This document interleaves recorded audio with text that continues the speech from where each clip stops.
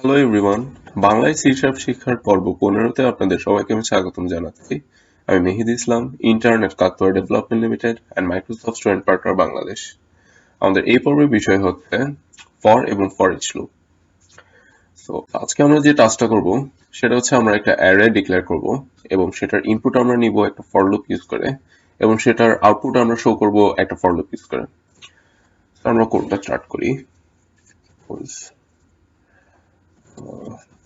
int array equals to int suppose errorটার সাইজ হচ্ছে 5. ওকে, so right line enter the values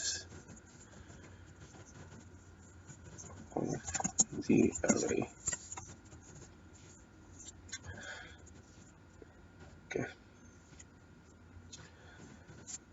আমরা একটা for loop ইউজ করব। for int I equals to 0, I less than 5, I plus plus. Okay.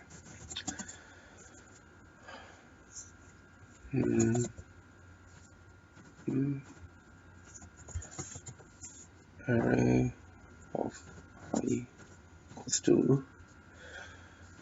int dot parse so dot readline. Okay.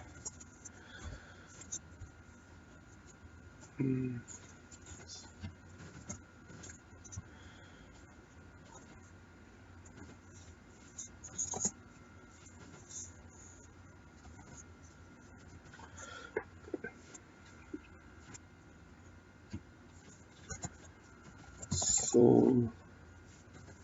dot right line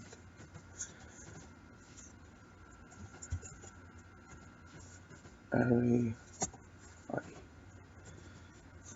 Okay. আমরা প্রোগ্রামটা run করে দেখি। Suppose 1 2 3 4 5 এখানে output show করতেছে। আমি একটু চেঞ্জ করি সামান্য। See.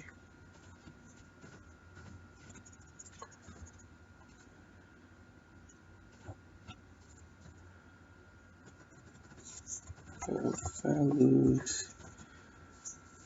you enter are okay. এখন আমরা রান করে দেখি আমরা 1 2 3 5 ওকে। এখানে যে কাজটা হচ্ছে বেসিক্যালি সেটা হচ্ছে আমরা একটা অ্যারে ডিক্লেয়ার করলাম যেটা সাইজ হচ্ছে 5 আর আমরা ইউজারকে ইনস্ট্রাক্ট করতেছি যে অ্যারের ভ্যালুগুলো ইনপুট নেওয়ার জন্য। এখানে ফর লুপের মাধ্যমে আমরা ইনপুট নিচ্ছি। আরেকটা লাইন প্রিন্ট হচ্ছে যেখানে আমরা যেই ভ্যালুগুলো এন্টার করলাম সেটা শো করবে। তো আমরা ফর লুপের মাধ্যমে এই ভ্যালুগুলো শো করতেছি। এখন আমি একটু ডিটেলসে বলি যে আমরা ফর লুপ যে ইউজ করলাম এখানে ফর লুপের কাজটা কিভাবে হচ্ছে। তো ফর লুপে বেসিক্যালি যে কাজটা হবে এখানে ফর লুপের ভিতরে তিনটা স্টেটমেন্ট থাকবে। ফার্স্ট স্টেটমেন্টে আমরা একটা ভেরিয়েবল ইনিশিয়ালাইজ করব, সেকেন্ড স্টেটমেন্টে আমরা একটা কন্ডিশন চেক করব, এন্ড থার্ড স্টেটমেন্টে আমরা ভেরিয়েবলটাকে ইনক্রিমেন্ট করব। তো ফর লুপের ফার্স্টে আমরা যে ভেরিয়েবলটাকে ইনিশিয়ালাইজ করলাম এখানে কন্ডিশনে আমার কন্ডিশনটা চেক করবে। সাপোজ এখানে i এর ভ্যালু হচ্ছে 0, কন্ডিশন চেক করবে যে 0 লেস দ্যান 5 কিনা। যদি কন্ডিশনটা ট্রু হয় তাহলে আমার এই লাইনটা এক্সিকিউট হবে। এই লাইনটা যখন এক্সিকিউট হয়ে যাবে তখন আমার ভেরিয়েবলটা ইনক্রিমেন্ট করবে। এখানে আমি ভেরিয়েবলটা একবার ইনক্রিমেন্ট করতেছি, আপনি চাইলে আপনার পছন্দ মতো আপনি ইনক্রিমেন্ট করতে পারেন। তো লুপটা যখন প্রথমবার ঘুরবে তখন ইউজার থেকে একটা ইনপুট নিচ্ছে এবং যে ইনপুটটা নিচ্ছে সেটা সেভ করে রাখতেছে হচ্ছে অ্যারের 0th পজিশনে। সাপোজ আমি ফার্স্ট টাইম 1 ইনপুট নিছি, তো অ্যারের 0th ইন্ডেক্স নাম্বার সেটাতে 1 সেভ করে রাখতেছে। আর 0th পজিশন বিকজ আমরা i ভ্যালু ইনিশিয়ালাইজ করছি হচ্ছে 0। একবার ইনপুট নেওয়ার পর i এর ভ্যালুটা ইনক্রিমেন্ট হয়ে 1 হয়ে যাবে। ওকে, তো নেক্সট টাইম লুপটা যখন ঘুরবে তখন i এর ভ্যালু কিন্তু 1 এন্ড কন্ডিশনে চেক করবে যে 1 লেস দ্যান 5 কিনা, কন্ডিশন ট্রু, তো এই লাইনটা আবার এক্সিকিউট হবে আর আরেকবার ইনপুট নেবে এবং নেক্সট যে ইনপুটটা নিবে সেটা সেভ করবে হচ্ছে অ্যারের 1 নাম্বার ইন্ডেক্সে। তার মানে আমি যখন 2 ইনপুট নিব এটা সেভ করবে হচ্ছে অ্যারের 1 নাম্বার ইন্ডেক্সে। ওকে, এইভাবে লুপটা ঘুরতে থাকবে যতক্ষণ না পর্যন্ত কন্ডিশন ফলস হয়। তো যখন i এর ভ্যালু হবে 4 লেস দেন 5, তখন এই লাইনটা এক্সিকিউট হবে। আবার যখন ইনক্রিমেন্ট হয়ে যখন 5 হবে তখন কন্ডিশনটা ফলস হবে আর সো এই লাইনটা আর এক্সিকিউট হবে না। তো এখানে কয়বার আসলে লুপটা ঘুরতেছে, 0 থেকে 4 পর্যন্ত ঘুরতেছে, মানে 5 বার ঘুরতেছে লুপটা। তো আমাদের এখানে যে মেইন কাজটা সেটা হচ্ছে আমরা সাইজ 5 এর একটা অ্যারে ডিক্লেয়ার করছিলাম, তো সেটার ইনপুট আমরা নিয়ে নিচ্ছি এই ফর লুপের মাধ্যমে, বিকজ এই লুপটা 5 বার ঘুরতেছে। সো সিমিলারলি আমরা আউটপুটের জন্য যে ফর লুপটা ইউজ করতেছি এখানে বেসিক্যালি সেম কাজটা হচ্ছে।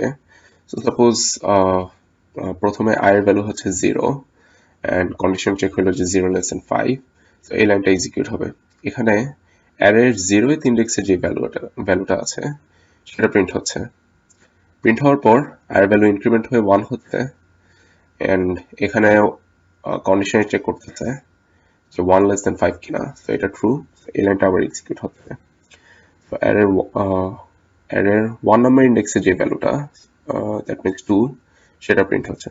এইভাবে 5 বার লুপটা ঘুরবে এবং 1 থেকে 5 হিসেবে প্রিন্ট হচ্ছে।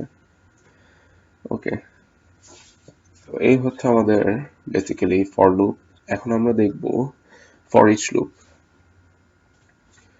সো এখানে আমরা স্লাইড একটু চেঞ্জ করব। For each int I suppose int j in array. Okay, and here j. আচ্ছা, রান করে দেখি। Enter the value of the array 1 2 3 4 5. Okay, basically আমাদের আউটপুটটা আসলে সেম, বাট এখানে আমরা যে কাজটা করছি সেটা হচ্ছে এই অ্যারের যতগুলো ভ্যালু আছে সেগুলো আমরা এই যে ভেরিয়েবলে স্টোর করে রাখতেছি এবং প্রত্যেকটা একটা একটা করে প্রিন্ট করতেছি।